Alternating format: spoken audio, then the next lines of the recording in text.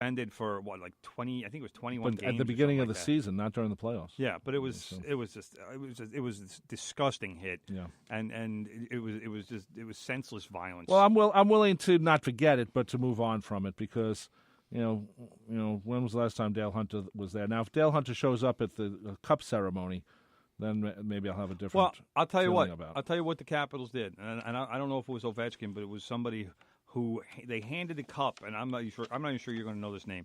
They handed the cup to Olaf Kolzig. You remember that name? No.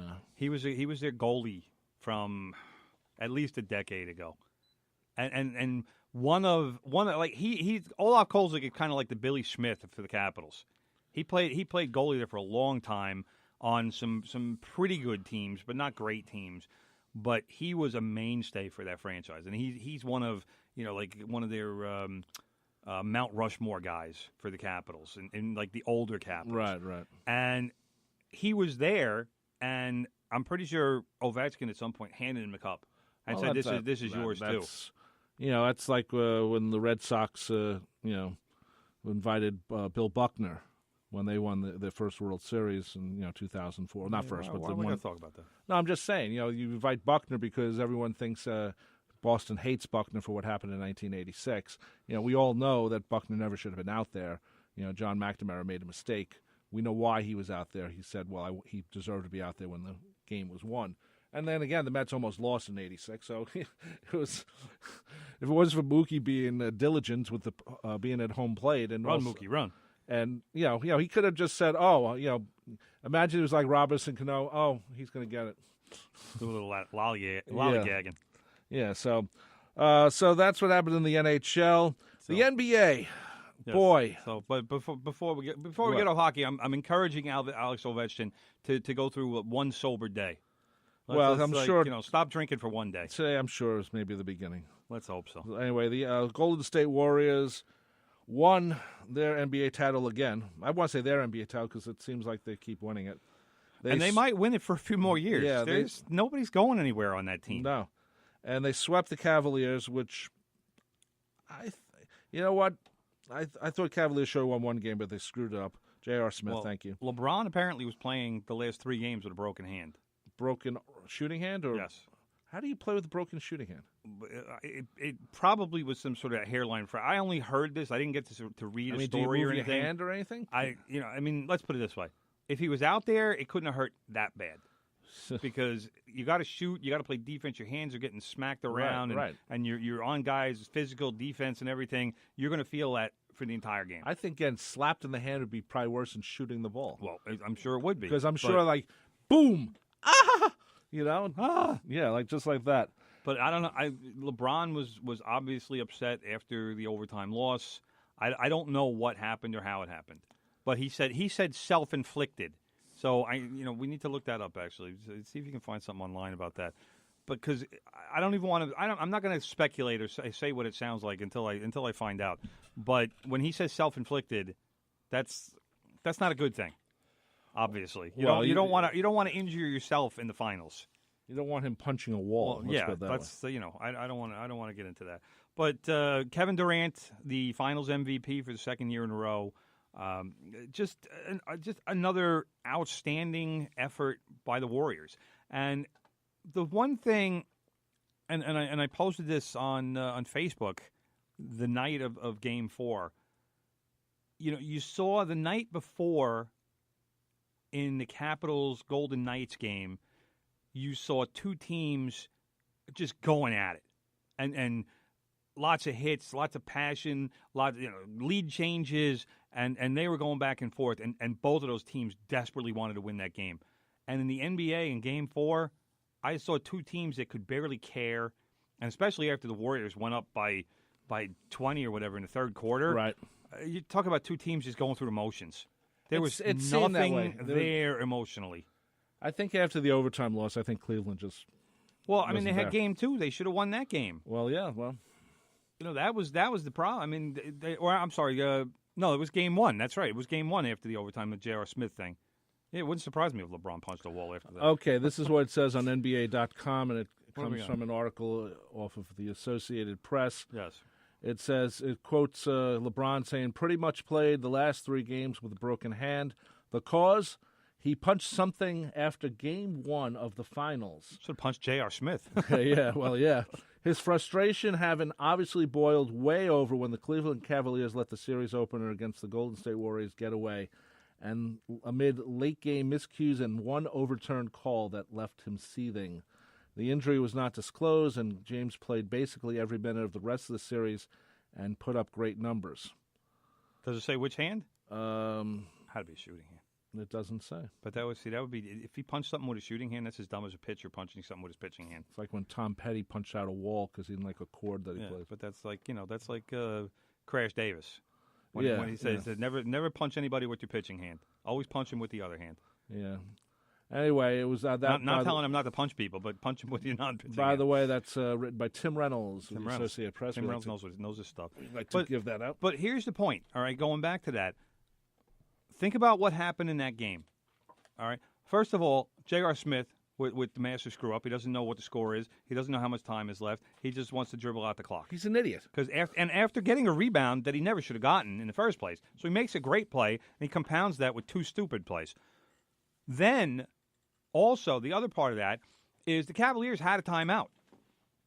So here's the coaching staff not calling a timeout. Like the coaches, somebody on the bench should have been screaming at the ref timeout as soon as they see J.R. Smith. Who knows what he's doing? But as soon as they see him running and like he's not going back up for a shot, call timeout. So LeBron certainly doesn't ask for much, aside from obviously just winning. Otherworldly compensation. He wants to win, but you got to help him.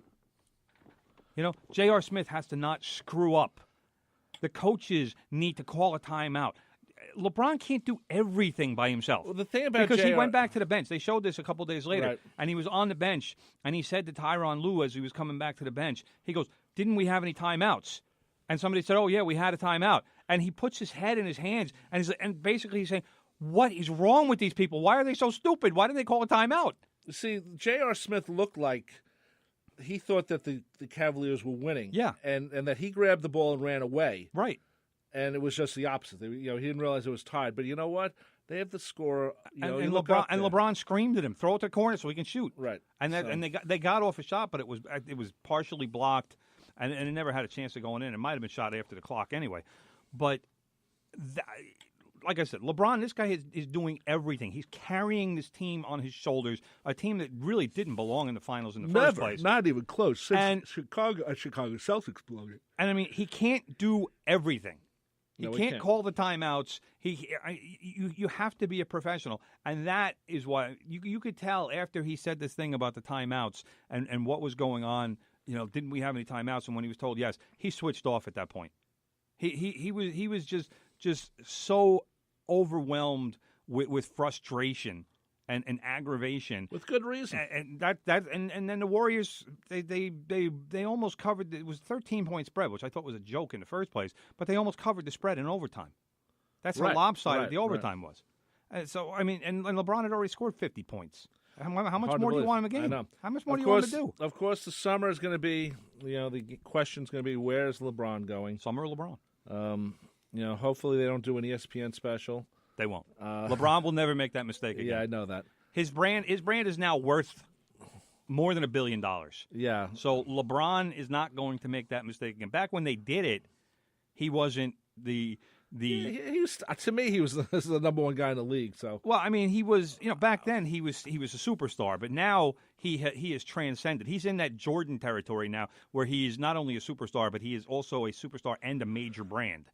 So he's not going to make that mistake again because obviously he knows how poorly received the decision was. It was not just that he made that decision to go to Miami, but the way it was on ESPN. You know what? If he had just said, "I'm going to Miami, thank you," and maybe held a press conference, maybe not, I don't know. Well, here's what I'm thinking for LeBron. What do you think? I think he goes either. I don't know. I think he goes to Boston. I think so too. I think Boston would be the perfect place for him. Boston or Philly. Those to me are the two places. I don't think he goes to the Lakers for 2 reasons. Number one, the Lakers still don't have enough talent to surround him with, and it wouldn't be a good situation for him. Secondly, Los Angeles is in the West, which means he's now going to have to go through Houston and the Warriors to get to the finals. Okay, that's not good. That's a good thing. He's going to want to stay in the East. And who are the two up and coming teams in the East right now? New York Knicks, Boston, and Philadelphia. New York Knicks, of course. Not the New York Knicks. He's not going to the Knicks. LeBron. The last thing LeBron wants to try to do is save the Knicks. So even if there weren't restrictions on what teams could offer, the Knicks could offer $10 million more than the Celtics or the Sixers, and LeBron still wouldn't go there. He wants to win titles. Yeah, I know. That's all he wants to but do you now know for something? the rest of his career is win titles. If he would have come to the Knicks and lead them to the title, he'd be king of New York for the next 100 years. Doesn't matter. I'm just saying. He's not going to live in New York for the next 100 years, so it won't matter. I'm just saying. It depends where he's going to live, I guess. Does he keep a place in Cleveland? His family's there, or his friends are there. He's got a place as far as I know, he's got a place in Cleveland. He's got a place in California, and I think he still has a place in Miami. Although I'm not sure about that one. He might have moved out when he left the Heat. Maybe he kept the Miami thing for state taxes or something. But I know he's got a place in L.A. and I mean, New York just doesn't make any sense for any reason. Well, I agree. I'm just. Porzingis isn't going to be around next season. He's still going to be rehabbing from his knee injury for at least 75% of the season. So the Knicks are probably just going to tell him to sit.